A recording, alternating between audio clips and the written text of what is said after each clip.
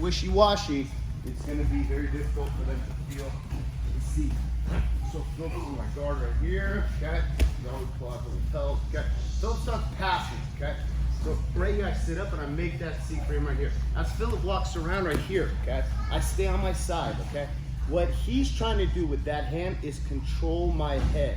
What I'm trying to do with that frame right here is go right in the elbow.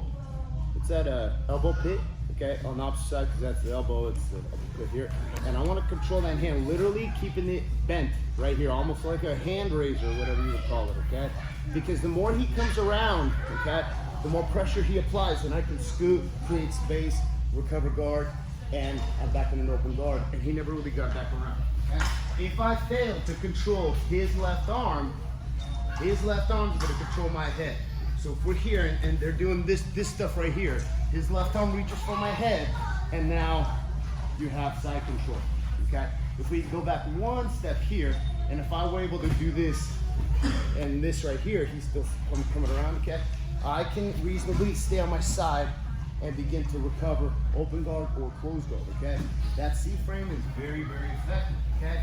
Sometimes you're on time with it, sometimes you're late with it, okay? But you have to keep in mind, the second right there, yes. If he's on his feet, okay, driving forward, okay, I gotta be on my side so that I have some kind of connectivity here so he does not roll me on my back. If he rolls me more on my back, I lose that frame right there and it becomes easier for him to disconnect it right here, okay? But what I want to be is I want to be on my side. So even as he's walking and trying to pass, I can still rotate with him right here, okay? He walk all the way, okay? If he goes down on his knees, okay, I still stay on my side, and I like to control this hand here and keep guiding it down because it becomes very difficult for him to pull that arm away. And you feel them pulling because you'll feel a pull in this hand right here. This C-frame with the left hand is not grabbing. You'll wear yourself out. It's just framing. This hand is actually grabbing because what happens as he comes around, okay, I keep moving my hips, so that if he begins to try to extract this arm here, now I sit up and I keep going up with him, because now how's he going to disconnect that arm? Go ahead slowly.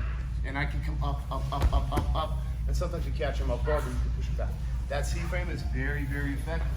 Okay, so what you guys are going to do, right there, I'm going to initiate that C-frame.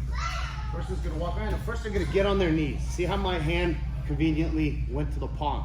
Okay, I'm not at the wrist, at the forearm. He can twist and he can, yes, good. I want to prevent him from twisting. So similar how we do the key locks right here, which would be kind of a kimura, okay?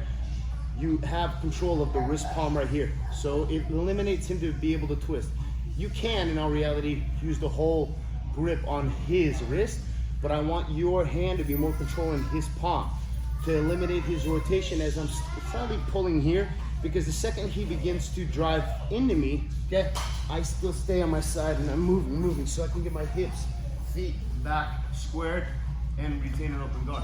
And in all honesty, I'd rather go in open guard, maybe sometimes in a closed guard, but you'd want to go in an open guard, because if you go in a closed guard, you're going to have to reopen that closed guard in order to be able to sweep them anyway. So why not just already go in an open guard?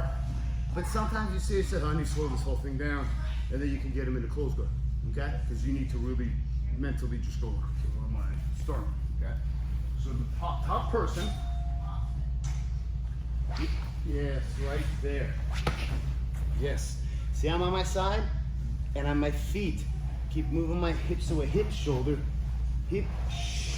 as I begin to bring my feet in, foot shoulder. Yeah, he'll probably want to remove that here, because if he's doing this, he's got triangle wrists. Does that make sense? Okay. One thing I want to make sure you guys do is you feel how much framing, let's say, leverage you have. So as Philip is here, I'm going to give him that C-frame here, right in the elbow pit, okay? And I'm going to literally just drive into him. Keep me away from, yeah. Just keep this arm away, and look how much that prevents me from being able to drive. As he is driving, he's framing off of this. So he goes hips, out and shoulder out. Hips out, shoulder out. Hips out, shoulder out. But I have to keep constant tension, not to overpower him, but to help him feel that this works. My objective is not to defeat him. My objective is to empower him so that he understands how well that C-frame works.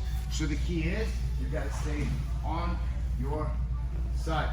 First thing what we're gonna do is, you're gonna start here, okay? As the top person, it's gonna be on both knees before you pick up legs, okay? You're going to grab the hand right at the wrist palm, get it down here. As he begins to reach for your head, reach for my head. See, I'm rolling on my back and I'm moving away, moving away.